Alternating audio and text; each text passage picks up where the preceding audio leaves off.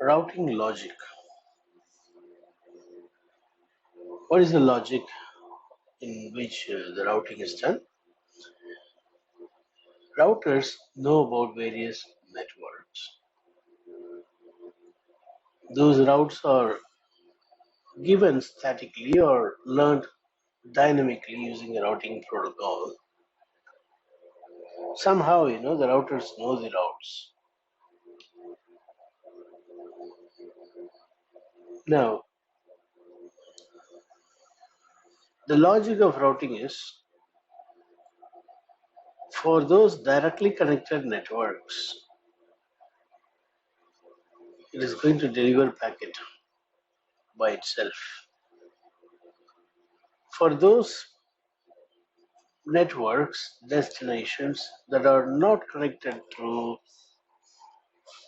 a physical interface, but through another router, it is going to be switched using MAC address. See, we are talking about router, but I'm also using the word MAC address here. That's what I want to mainly focus. Yeah. Yes, sir. For R1, R2, R3. You see, we got a network, let's say 3.0.0.0 slash maybe 24.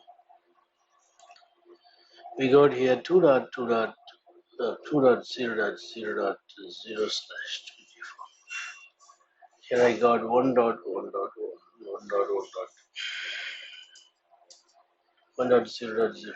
slash 24. We got these networks. In between the routers, we got some subnet. Let us say we got 10.0.0.0 slash 24. 20.0.0.0 slash 24.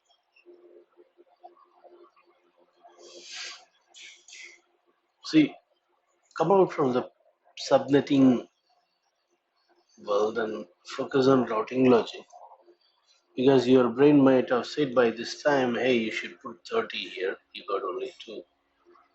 Come out from here, subnetting world. Okay. Now, subnetting is over. I just need a Okay, subnet. sir. I'm putting 24. It can be 30 more accurate. But whenever we draw a straight line like this, it need not to be 30. It can be 24. It can be any number, because this line represents an Ethernet. This Yes. line represents point to point. So if I have a Z in between router, a lightning kind of wire, then it is 100% sure it needs to be 30 this point to point. But for Ethernet, it's okay. This is the same reason why you were giving different answer there. But I still have written point to point anyway. Um, as I said, somehow, meaning statically or through a dynamic routing protocol, the routers have learned the route. In the routing table of each router, you will find routes.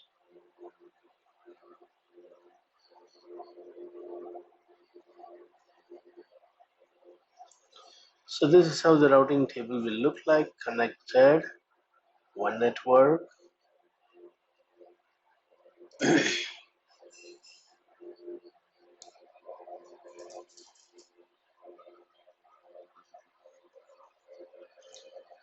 connected, 10 network. Let's say this is Ethernet 0 interface. This is Ethernet 0. This is fast Ethernet 0/1. This is fast Ethernet 0/0. And there is another interface called loop back interface. We'll talk about that later. Logical interface. So here also loop back.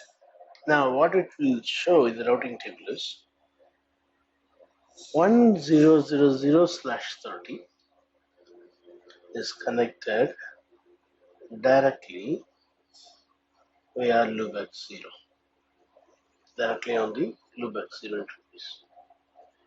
10.0.0/24 is also connected directly on interface easier. Now, as I said earlier,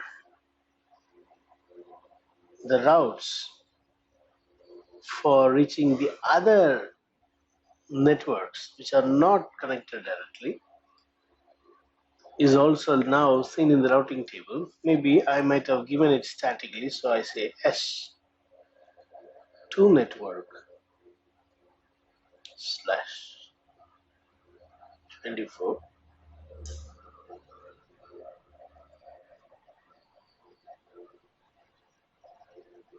slash 24.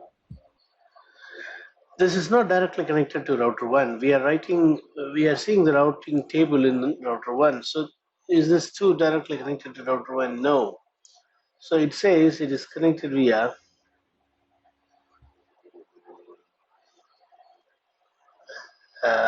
the IP address of this router here, R2, Interface. the IP address of that interface router, and then the exit interface. Likewise, to reach 20 network,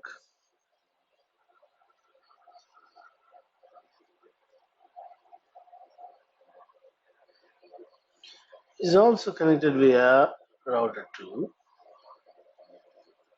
via the same exit. And Yes, sir. also for 3 network,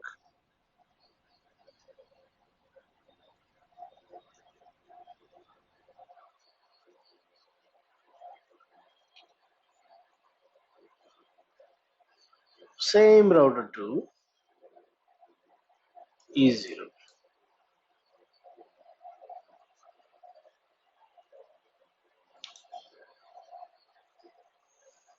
Even though 3 network is not connected directly on router 2, for router 1, router 3 is not visible. For router 1, only the next guy is visible. So we should say, you just give it to this guy. He will take care of it. That's what we do here. This Yes, sir. 3333, 3 network 3.0.0.0 is no way physically connected to router 2. No way physically connected to router 2. At least 20 is connected directly on both router 2 and router 3. But 3 network is only connected physically on router 3. But we still need to give the IP address of router 2. That's the logic. What is the logic? We have to give it to next router. And the next router will decide where to go. You no need to say go to router 3. You need to say go to router 2. We need to simply say go to router 2. Fine. Now what really happens? When someone pings, the packet is coming, it wants to go to 3.3.3.3. The packet wants to be delivered to 3.3.3.3. Router R1 will check the routing table. Here is a match. 3 is matching.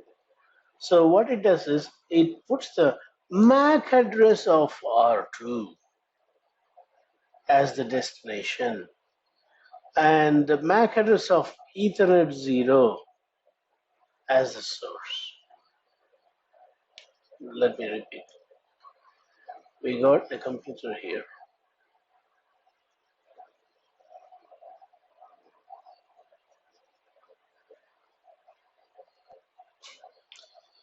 And let's say IP address is 172.1.1.1.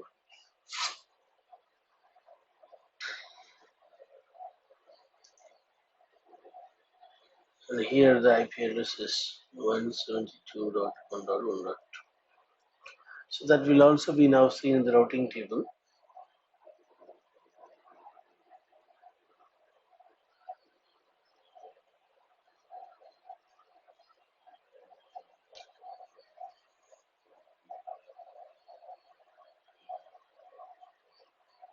Gig Ethernet 1. Okay, now the packet that I'm pinging wants to go to 3. The source IP address is 172. The destination IP address is 3.3.3.3, which is somewhere here.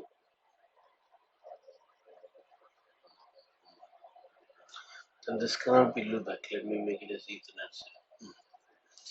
3.3.3.3. Because the source and the destination is in a different network, the PC will use the gateway address, which is 172.1.1.2. Using the gateway address, the packet is now in R1. Now when R1 wants to send the packet to R2, the source and destination IP address of the packet will not change. The source IP address is still 172.1.1.1. The destination is 3.3.3.3. But the source MAC will be the MAC of this port, which is here.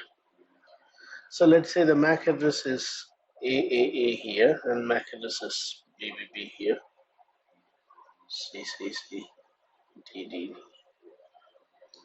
So the source address is going to be AAA and the destination is going to be this gateway's router 2's MAC address, which is BBB. Yeah. So using this MAC address, the router 2 receives the packet here. And when router 2 checks the routing table, router 2's routing table will say to go to 3 network, you need to exit via F01 and you should need to go to gateway router 3. Yes, sir. So again, the MAC address only will change. The source will become CCC and the destination is going to be DDD. This will never change. This is how the packet is stretched until it reaches the router that has got the final, the actual layer 3 destination connected directly. So the router 1 cannot throw the packet to router 3 directly. It needs to send it to the next hop, and the next hop need to send it to the following hops until it reaches the final hop. This is the logic. This is the routing logic. So you need both IP address and the MAC address in order to move this packet. We need to have the IP address and the MAC address. Even though we say routing, it is not only the layer 3 address, it is also layer 2 address. The reason is router 1 cannot throw the packet to router 3. it needs to switch the packet to the very next router till it reaches the final router. Fine. Here we understood there is both MAC address and IP addresses involved. This is also covered in the early days class videos you might have seen this. Now, routing in the routing table, the routes in the routing table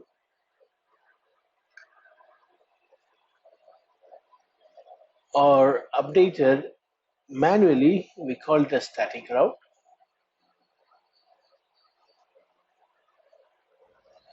or we use routing protocol to update the routing table. Static routes are recommended if you're having small network. Yes, sir. Small networks, static route is recommended. Why not in large network? Large networks will have many networks, many routers, many subnets.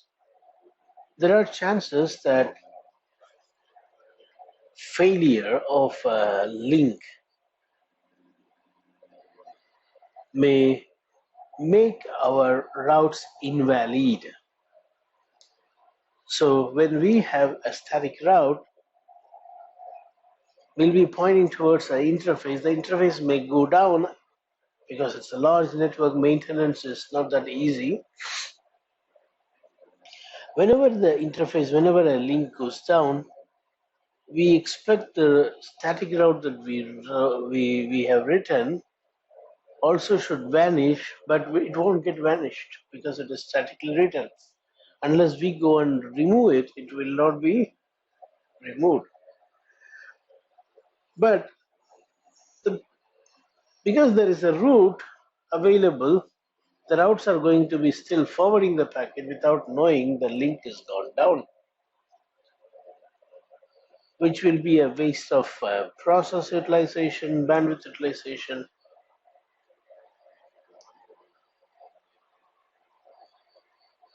When we use a dynamic routing protocol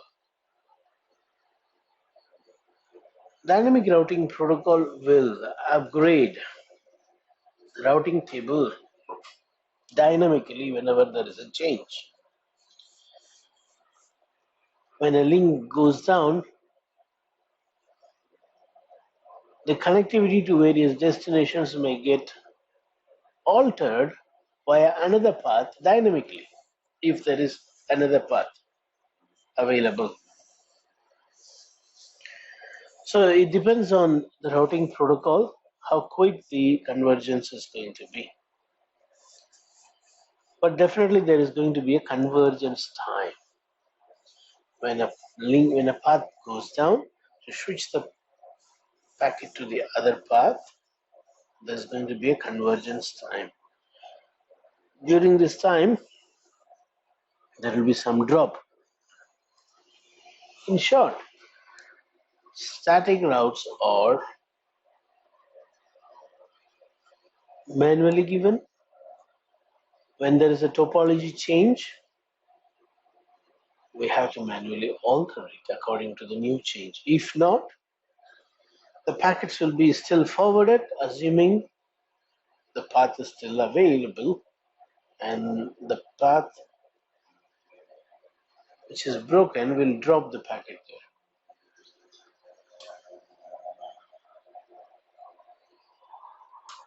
Whereas in dynamic routing protocol, when there is a break in the path, the break in the path is identified and the change in the path is notified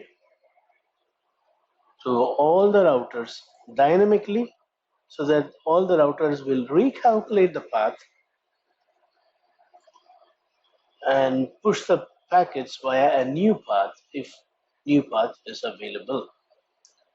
The new path is updated into the routing table dynamically,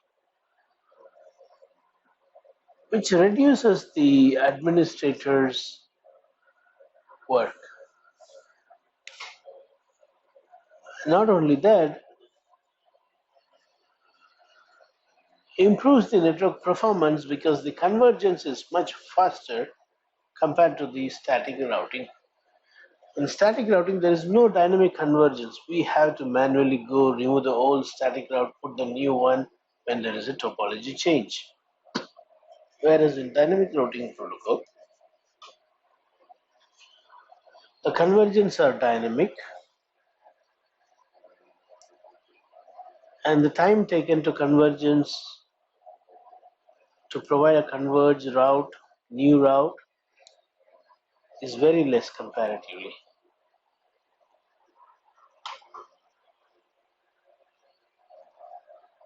Okay, anyway, static route and dynamic route is what the topic is. I was telling you static route is recommended for small network because it gives control over the path. Meaning, we as an administrator will be very clear in what path the packet is currently taking because you only gave the route. Because you, the administrator, have given the route to be taken and you will be 100% sure this is how the packet will be flowing. Whereas in dynamic routing protocol in a large network, you will not be sure of which path is currently being utilized as the paths are dynamically determined.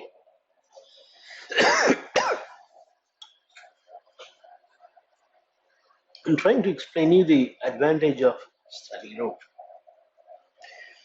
Static routes give the clear information about what path currently the packets are going.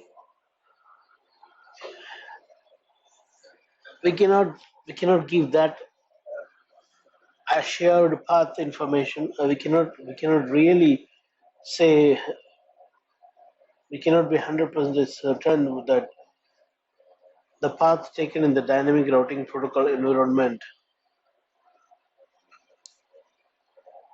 like we give in static route. So static route has got control over um, the network. When you have static route written statically by us, manually by us, you know very well what path it is taking. The packets are going through. That's the advantage. We have already spoken about the disadvantage because when there is a break in the wire,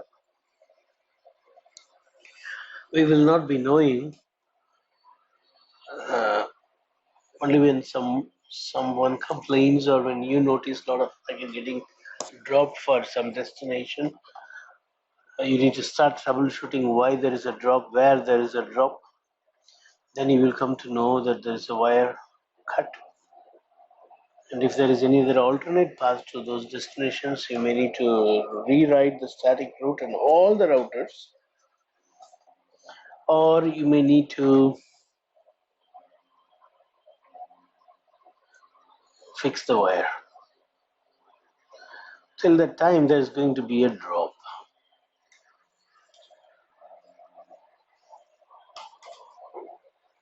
Now, the static routes can be written in two ways. One, by using the exit interface, the other one by using the, wait, I just need two routers now because of time. It's time. 1.1.1.1, 2.2.2.2, we got 10.1.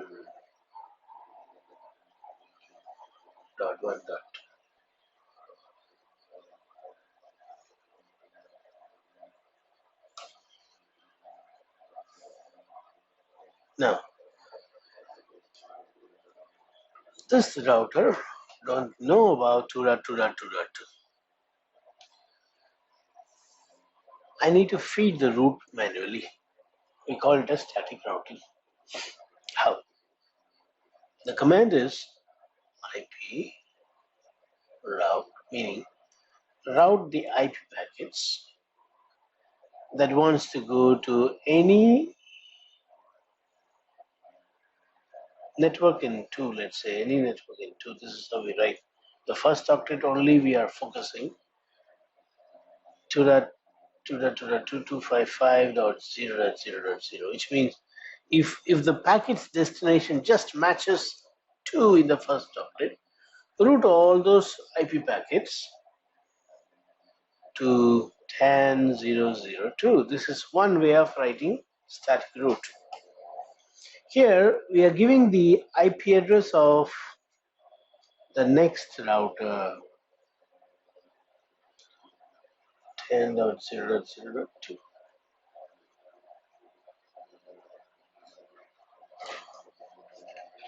The next router. This is one way of static route, giving the IP address of the next router. The other way is, to avoid confusion, I'm going to change this as 1. And this, let it be 0 only. Now, the other way of writing is IP route in order to go to 2 network. Just exit it via E1.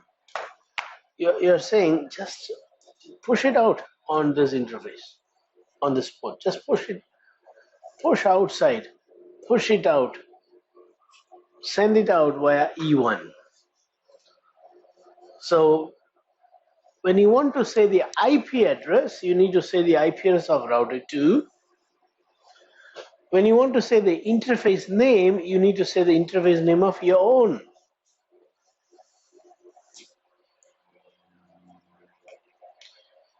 You may have Ethernet 0 here. Don't say E0 here by looking into this one. No. If you say E1, E0, then it will try to push the packet this direction. There is no 2 to 2 in that direction. Your own interface. Your own interface. Yes, sir. So when you give interface name, it should be your own interface name. When you give IP address, it should be the next router's IP address. But you can also have both.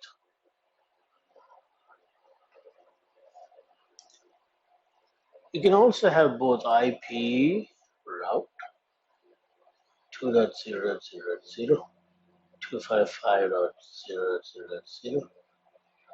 You can say